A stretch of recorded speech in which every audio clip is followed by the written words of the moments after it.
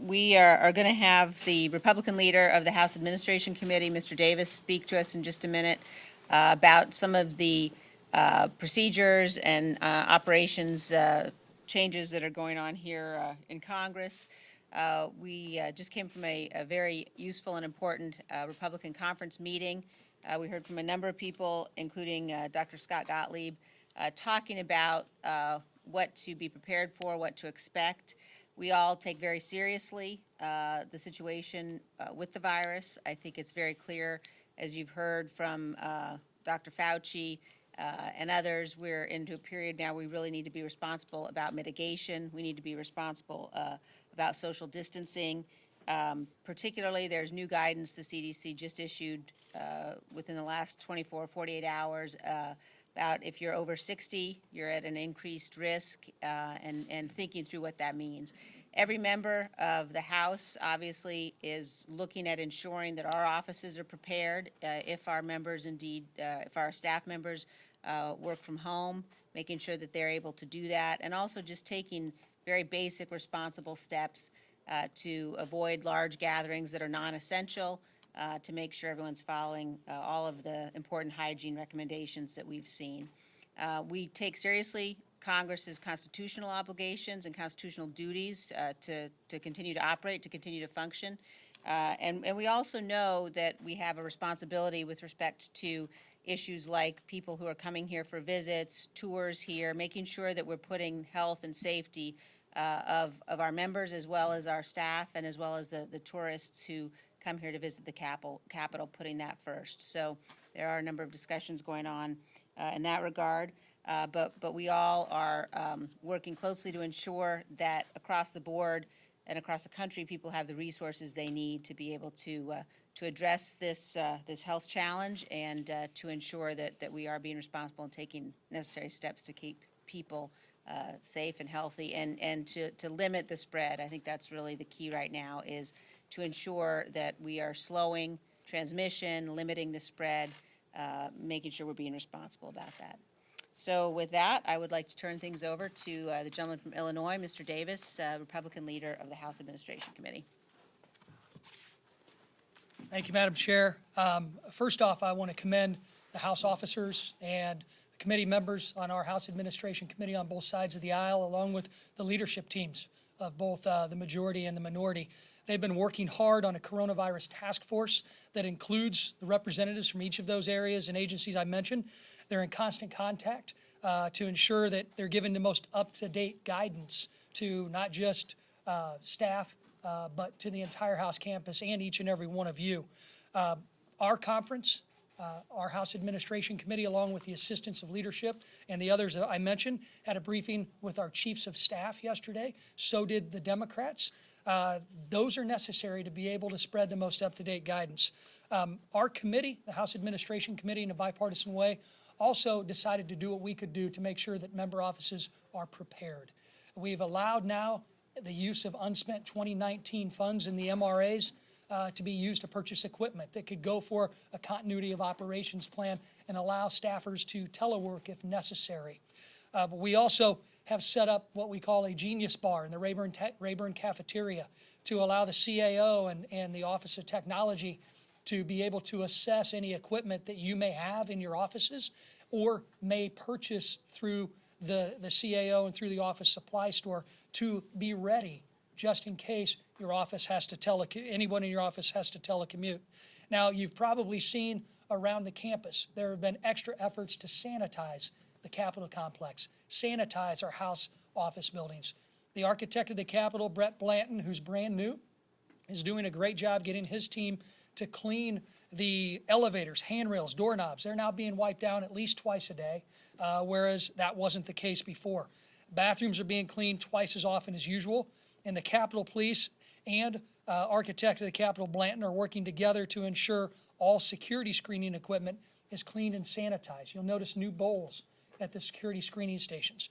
You're going to also notice we're going to see more hand sanitizing stations, and I'm going to give you the same advice I just gave to my fellow members of Congress.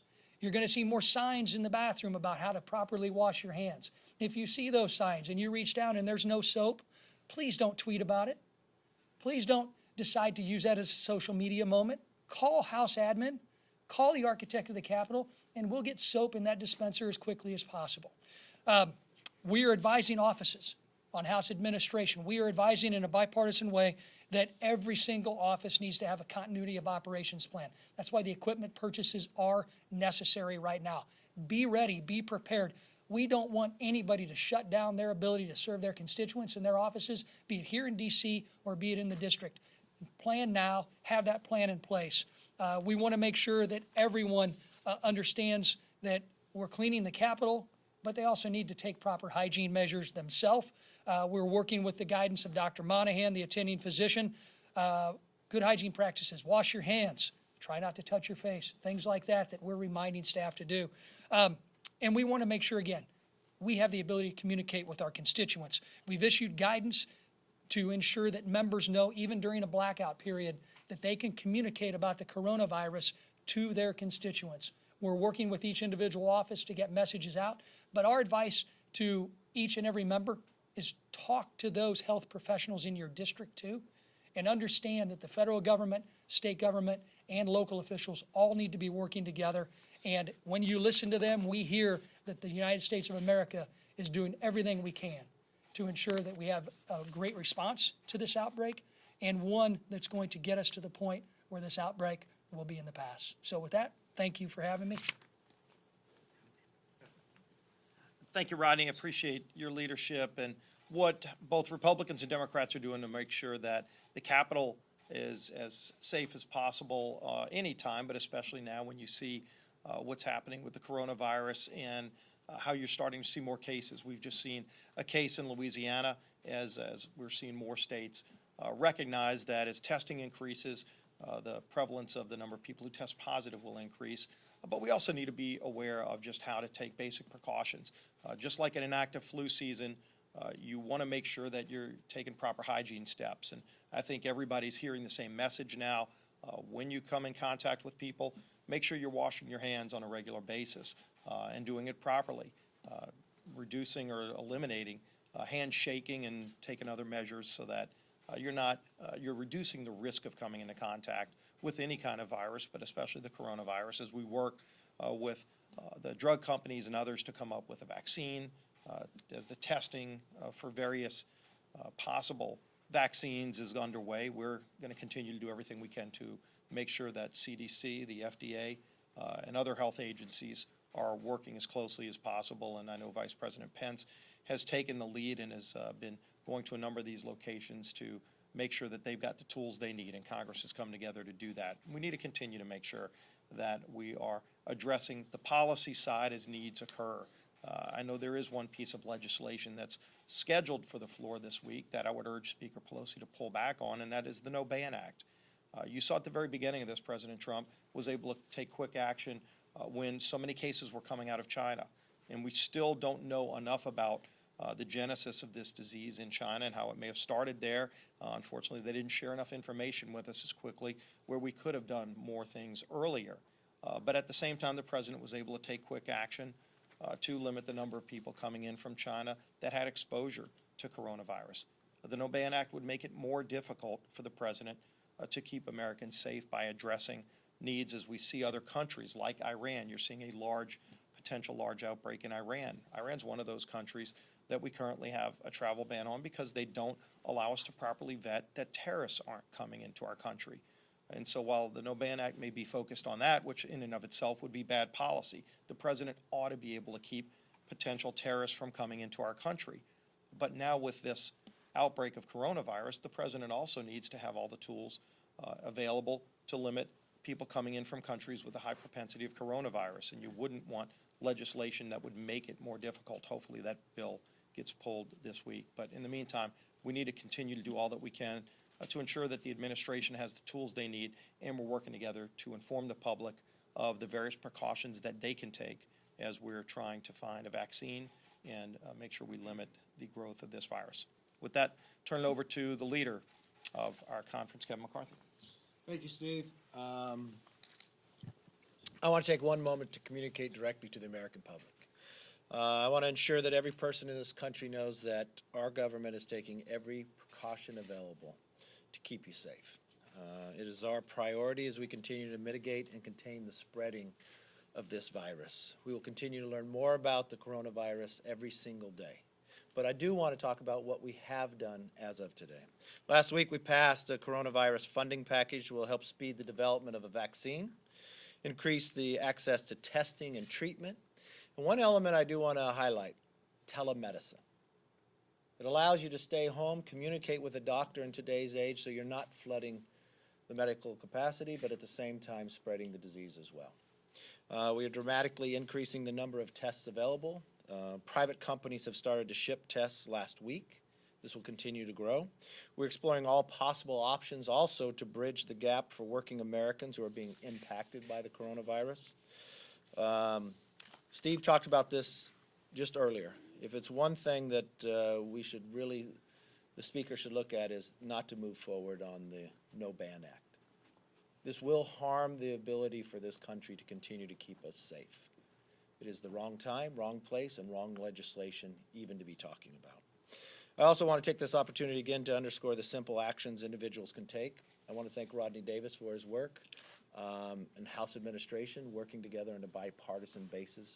But from the same point, the 4 leaders met last week. We met with the medical professionals, with the architect of the Capitol as well, and we will assess it day to day on measures that we could take to continue to keep this process safe as we move forward. There's also a website Americans can access to learn the most up-to-date information on the coronavirus. I can encourage all those seeking information to go to coronavirus.gov. In the end, we remember that the most smartest and capable health experts are in this country. John Hopkins actually, in a recent study, said it's one of the best health providers in the world is right here in America. I think the ingenuity of America, again, will show that we can lead the world. It's unfortunate at the time when we made the offer early on at the beginning of this year to send our experts, our doctors, our researchers, and our scientists into China that Xi did not allow them in. If we were able to contain it just within China, the rest of the world would be safe. Unfortunately, today, that is not the case. So we're combating something different.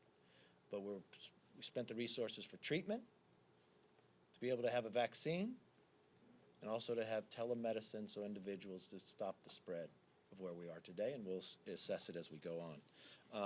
Let's open it up for questions and comments. Yes. We've got a number of members that are self-quarantining. Congressman Gomer had exposure to somebody who was infected at CPAC, but decided to come to the Capitol, to come to votes. Is there more that GOP leadership needs to do to protect its members?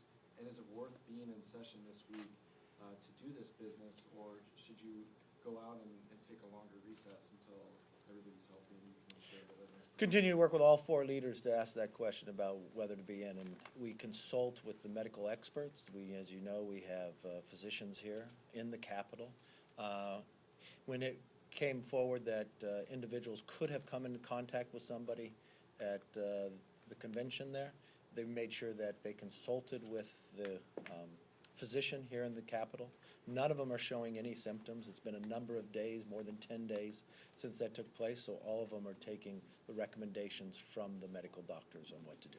Yes. Your reaction to the negative ads about the coronavirus and the response from Republicans?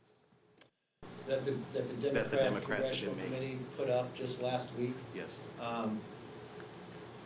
It was horrific.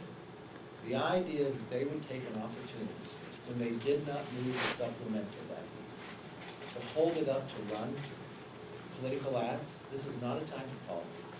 This is about the safety of the American public. I think Sherry Boutros owes America an apology. Why would she need to spend campaign money? Why would she do this when her party controls Congress and they did not pass something that week and they sent this out? Yes. The president yesterday floated the idea of a payroll tax cut potentially. I'm just wondering what else you might be hearing in terms of economic measures to provide relief to people who may not be working, and your reaction to that idea specifically about a payroll tax cut. Well, we're looking at a number of measures. Remember, we have a very strong economy, very low unemployment, but we want to look at, is there a surgical way that those who are hurt, hourly wages and others, is there an ability to help to keep the economy moving as strong as it is today? I talked to Treasury Mnuchin. We've got Kudlow coming in as well. It's a number of measurements that we're looking at, but we want to be best served. And so you'll hear as we move forward, Kevin Brady and I have been discussing a number of measures. Last question. President Trump has focused on the fact that coronavirus is not as bad as flu, despite the high death rates. Do you think that that is an accurate and appropriate message, given that the virus isn't contained yet? Well, the one thing we see, I've watched from this president, the president realizes that this is a very contagious disease. That's why the president took the action to stop the flights from China to America. When a lot of people on the other side of the aisle criticized him for doing it, but that was a very smart move. The president then offered to send our scientists, our doctors, into China to help China combat this. Again, China declined the ability for this president to take those actions. The president has put the CDC, NIH in meetings from the very beginning, and the military as early back as January. You've watched the president's administration come to this Capitol as early in January to prep and brief the entire Congress and Senate about the coronavirus and what was coming. He's taken this very serious from day one. Unfortunately, you didn't hear about or read about it because at that moment in time, the majority party was spending their time impeaching the president. But no, I disagree with the basis of your question. He knows this is contagious. He knows because he's taken the actions. He knows what he's been doing with the administration and others, how serious this was, and he was warning us prior to anybody that was paying attention. But not as serious as the flu. No, it is more serious than the flu.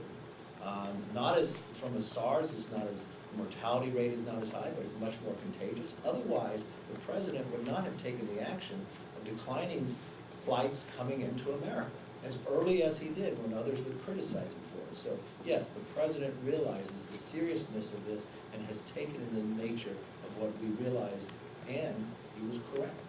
Mr. Can you Yes. just give us a quick update on FISA, where the negotiations stand, and whether we could see a vote before the March 15th? We had good negotiations over the weekends with the Democrats and Republicans. I had a microcosm of our conference in today, bringing the Attorney General in as well, because we want to make sure that whatever we do, especially when it comes to reforms, that it works, that we're able to provide the usage of why we need FISA from the same time of the protections for every American. I think we're in a very good place. This morning, we brought back to the Democrats some other changes we would have to where we are in negotiations. Hopefully, we can get that done today and vote before the end of the week. Mr. McCarthy? Yes.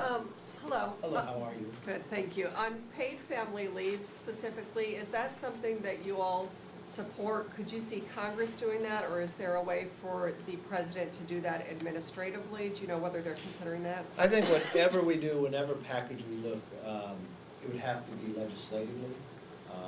There's a lot of different options on the table we're talking about. Remember again where unemployment is. Remember again, just a couple weeks, less than a week ago, the jobs number was more than 270,000, and most people thought it was 100,000. I know what the market did yesterday, and the combination of coronavirus and the Saudi Arabia and Russia fighting over the price of oil. I want us to be smart about what we do and help those who need the help. And so we will look at all different options, we'll take it through committee, and we'll be prepared to take action in coming days. Thank you very much. Thank you. Thank you.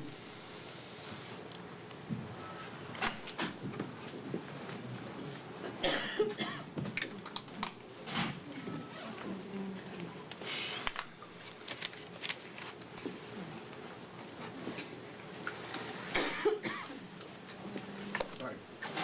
I didn't hear it, but I saw you get up. And then it was a Velcro, and I was like, whatever. Okay, so the batteries weren't broke? No, it was, I had Okay. just tried to do it from the Because Caleb kind of looked at it like,